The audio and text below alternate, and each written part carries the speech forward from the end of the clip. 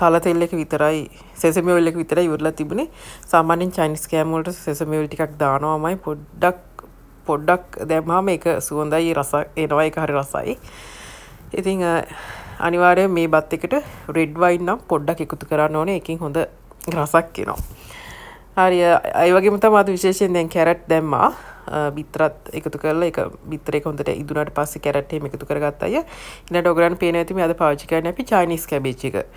Chinese මේ අපි කිම්චි හදන්න ගන්න. අව එකක් කියන්න අමතකුණානේ මම රෙඩ් වයින් කිව්වට ඒ කුකින් වයින්. කුකින් රෙඩ් වයින් තමයි ගන්න ඕනේ. බලාපොරොත්තුවක් තියෙනවා ගෙදර කිම්චි හදන්න. මම වීඩියෝස් කීපයක්ම බැලුවා YouTube එකේ. කොරියන් අය මේ කරන ඒවත් මම බැලුවා.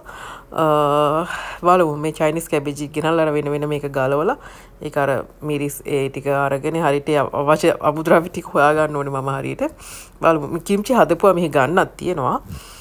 අනේ කිම්චි හදන්න ගන්න කැබේජ් එක චයිනීස් කැබේජ් එක තමයි මේ බත් එකට දැම්මේ. අනිත් කැබේජ් වගේ නෙවෙයි මේක දැම්මා මේකත් වෙනස් රසක්.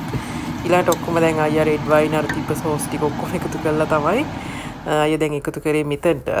ඊට පස්සේ එළවලු ටිකයි ගෝවා ටිකයි චුට්ටක් දැම්මුනාට පස්සේ උයාගත්ත බත් එකතු කරනවා. මට කියන්න බැරුණා ඊළඟට මේ කෝන් දැම්මා. අපි බඩිඩු ඇට කියන්නේ. ඉතින් මෙහි ඇට ඒ ගලවපුවා පැකට් කරලා තියෙනවනේ ගන්න. මේ ෆ්‍රීස් කරපුවා. ඉතින් කෑනුත් තියෙනවා ගන්න. අපි පැකට් එකක් තමයි ගෙනාවේ බඩිඩු ඇට ටිකුත් එකතු කරගත්තා ඒකට. හරි ඉසෝයි චිකන් ටිකක් වැඩිපුර දැම්මා.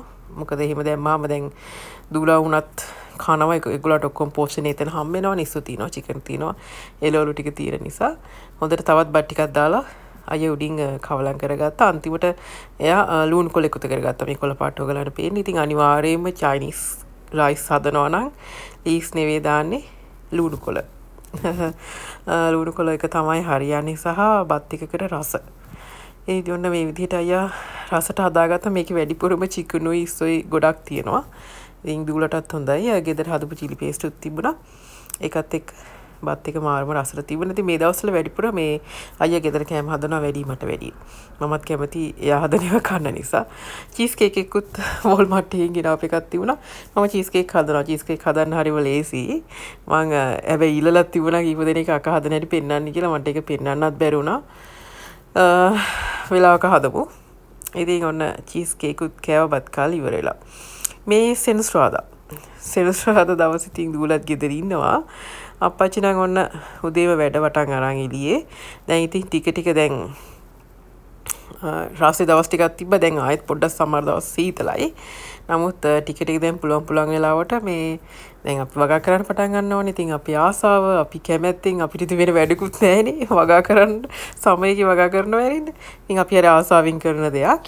වත්තෙත් ඉඩකඩ තියෙන එකේ අපි දෙන්නම වගා කරන්න ආසයි කිත් ඉතින් වෙන කරන්න දෙයක්වත් නැහැනේ දැන් මේ සමයකට. ඉතින් අපි කරන්නේ හරි ආසාවෙන් වගා කරන එක. අපි ලංකාවෙන් ගෙන්නගත්ත සීඩ් වර්ග තියෙනවා. මෙහෙ දැන් හැම දෙයක්ම අපිට ඔන්ලයින් ගන්නත් පුළුවන්. ඉතින් ඒවට අපි ලංකාවේ ලෝලු වර්ග කන්න ආසයි. හරි ආසයි. ඉතින් ලංකාවේ රසට කන්න ආස නිසා ගොඩක් දේවල් වත්තේම හදා ගන්නවා. ඉතින් අය ටිකක් මේ සැරේ වෙනස් විදිහට තමයි ඔන්න යාගේ පාත්‍ය හදාන ලෑස්තිය. ඉතින් අර මැෂින් වල මම නම් දන්නෙත් නෑ. ඉතින් අය අවශ්‍ය හැමදේම අරගෙන තනින් තව අය විතරක් නෙමෙයි මෙහි ඉන්න ගොඩක් අය ඔය පාත්‍ය හදනේවා. ඒ කාලෙට ගොඩක් දේවල් තනින් කරගන්නවා. ඒ කරගන්න ලේසි වෙන විදිහේ උපකරණ ගන්නක් තියෙනවා. ඉතින් අය චුට්ටක් මේ සැරේ වෙනස් විදිහට තමයි ඔන්න පාත්‍ය හදාන්නේ. රේස් බෙඩ් ටිකක් උසට අර පොළවට නෙමෙයි පොළවෙන් උඩට වෙනස් විදිහට තමයි රේස් බෙඩ් හදන්න මේ සැරේ ලෑස්තිය.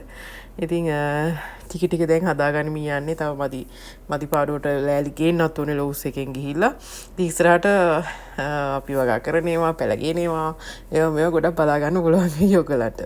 ඉතින් මේ විදිහට තමයි මේ පළවෙනියටම හදාගත්ත රේස් බෙඩ් එක ඔයගලන්ට පේනවා. ඉතින් ඒක උඩට උසට තියෙන. එතකොට හැබැයි ලේසිත් එක්ක අපිටනේ අර පොළවේ තියනවට වැඩිය. ඉතින් හරි ආසාවෙන් දැන් බලන් ඉන්නවා. ඉස්සරහට ඔයගලන්ට ලස්සන අපි වගා කරනවා බලන්න ආසයි ගොඩක් තියෙන්නේ. ඉතින් වීඩියෝ ටිකක් ඔයගලන්ට අරගෙන එන්න. මේක තමයි ඔන්න අයියා හදාගත්තේ. මහන්සිලා වැඩ කරන එකේ ඉතින් අද පොඩ්ඩොත් ගෙදර ඉන දවසක් නිසා ඒගොල්ලෝ කැමැතිම කෑමක් හදලා දෙන්න හදන්නේ හැලප. ඉතින් මම දැන් මේ කුරාකම් පිටි ගෙදර තිබුණා. අපි ගෙදර පාවිච්චි කරන්නේ දුඹුරු සීනිනේ. දුඹුරු සීනි එකතු කරගත්තා, පොල් එකතු කරගත්තා. මම පාන් පිටි පොඩ්ඩක් වෙන්න එකතු කරගත්තා මේකට. හොඳට මේ විදිහට කවලම් කරා. ලුණු පොඩ්ඩකුත් එකතු කරා. හොඳට මේ විදිහට කවලම් කරලා මද රස්නේ වතුර හරි හොඳට නිවුණත් කමන්නේ මම පොඩක් මද රස්නේ වතුර තමයි එකතු කරගෙන මේ විදිහට මේ හැලප මිශ්‍රණය අනාගත්තේ මේ විදිහට. අපේ පොඩ්ඩි නම් පළවෙනි පාරට මේ සැරේ තමයි හැලප කෑවේ. මුලින්ම එයත් හරි ආස වුණා. අක්කලා දෙන්න නම් කොහොමත් කන්න ආසයිනේ. ඉතින් කැන්දකොළ තිබ්බනම් හොඳ සුවඳට හදාගන්න තිබ්බා. දැන් සමයකට නම් ගොඩක් අය මේ මිදි කොළවල හදනවා. එතකොටත් හදන්න පුළුවන්. ඉතින් කේල් කොලේ හදන්නත් පුළුවන්. ඉතින් මං ෆෝයිල් කොලේ තමයි ඔන්න හැලප ටික හදාගත්තේ. ස්ටෙම් එකේ දාලා මේ විදිහට හැලප ටික තම්බ ගත්තා. හැලප කන්න කවුද අකමැතිනේ? ලංකාවේ ඉන්න කාලෙත් මම ගෙදර අපේ වත්තේ කැන්දකොළ තියනවා කඩලා මට හිතුන වෙලාවට හවස තේ බොන්න හදනවා. ඉතින් නෑ ඉතින් මේ කැන්දකොළ නෑ අනිත් හැමදේම තියෙනවා. ඔන්න හරිම සුවඳයි තැබ්බේදී අර කුරක්කම් පිටි සුවඳ එනවනේ තැම්බෙද්දි. ඔන්න මේ විදිහට තමයි හරි ලස්සනට ගලවලා ගන්නත් පුළුවන් ගානට. මේ විදිහට තමයි ඔන්න හැලප එක තැමුණාට පස්සේ තියෙන්නේ. ඔයාලට තාස් හිතනවානේ එහෙනම් ඉක්මනටම හැලප ටිකක් හදාගෙන කන්න. ඉතින් හදපු මමේ මුලින්ම රස බලන්න. සීනිත් ගානට ඔක්කොම ගානට තියෙනවා. එහෙනම් ආයෙත් දවසක හම්බෙමු. ආදරේ ඔයාලා හැමෝටම ස්තුතියි මේ අපේ පුංචි පවුලත් එක්ක පුංචි පවුල. ඔව් පුංචි පවුලත් එක්ක එකතු වෙලා ඉන්නට ස්තුතියි. ආදරේ